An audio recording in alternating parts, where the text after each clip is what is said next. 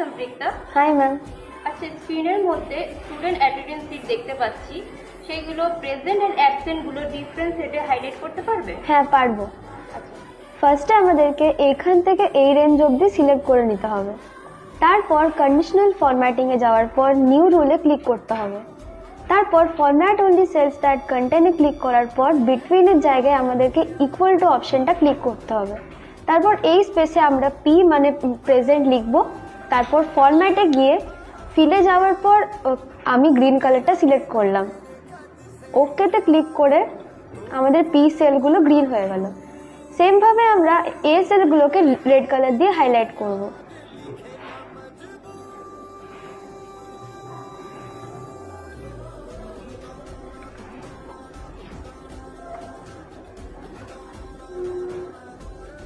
Very good. Thank you ma'am.